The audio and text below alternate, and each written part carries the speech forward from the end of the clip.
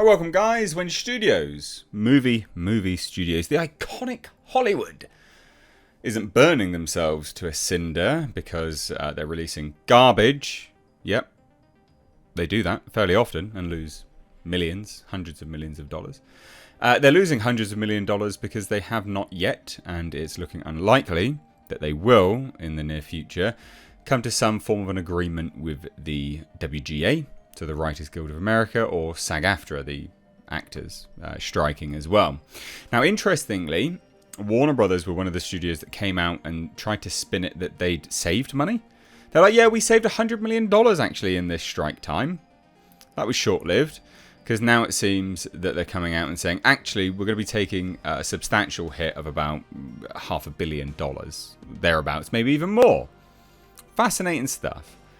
Now, I said long ago when this strike started, because it has been a fairly long time now, that this has the potential to reshape Hollywood entirely. The entire industry can be completely reshaped from this. There's many facets to this strike, and, you know, I feel like I speak for a lot of people. There's a general census around anyway, is that a lot of people are not on side of anyone.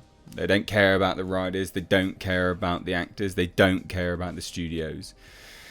But there's a general, you know, sort of feeling of unease and unrest. Now, it's interesting as well is that the studios did actually put a deal in place, or try to put a deal in place with the Writers Guild of America. And it's looking like they didn't even tell their union members that the deal was sort of put forth, and that's why they released it to the public. The studios did. Very bizarre. The whole thing is a complete shit show, quite frankly. Excuse the language, but it is. But Warner Brothers, like I said, they were ones that were touting big savings, but now they're worried. So let's take a look.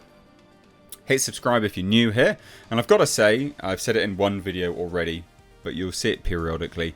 YouTube has changed something, like a light switch, in fact, where everyone you watch will have 50 to 75% less views, guaranteed.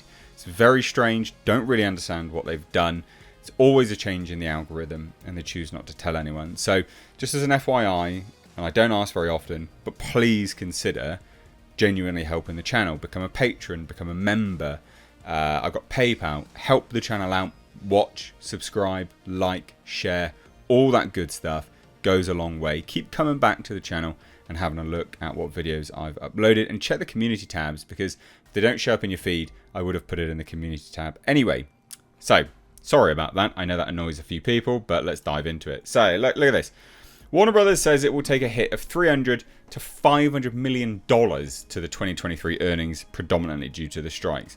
Well, how the mighty have changed and fallen, because again, they were like, yeah, we saved $100 million. It's so good. All right, then. So here we have it, and this is fascinating. So in a regulatory filing earlier today, Warner Brothers Discovery announced that it has lowered its 2023 adjusted earnings forecast to $10.5 to $11 billion. Right? This is all official, which means the studio will take a hit of between $300 to $500 million. Confirmed. Absolutely confirmed. And this is because of the strikes and because of their action to the strikes. I mean, you had Dune. Dune Part 2 was supposed to be releasing.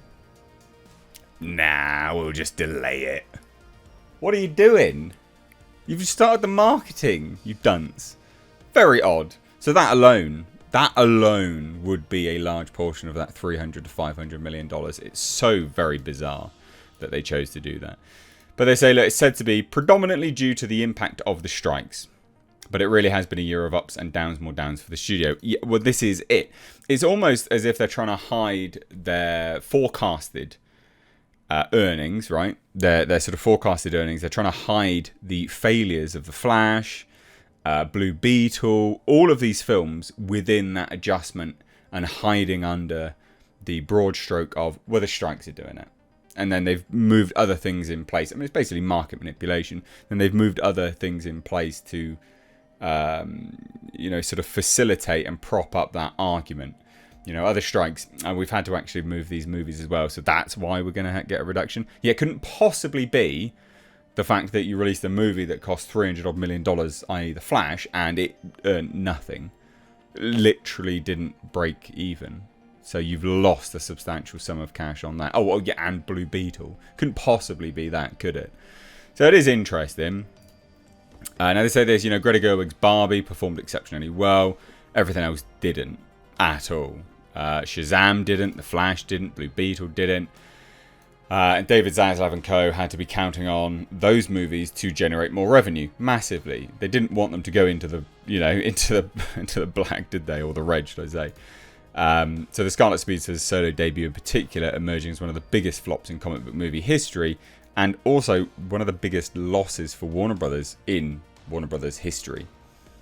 So Warner Brothers Discovery previously predicted an end to the strikes in early September, but with the negotiations recently hitting a wall, no date has been set, and the parties involved to return to the table. And they say this: there's uncertainty in the studio segment has increased with the dual strikes. Studio CFO Gunnar Wiedensfeld said at the time.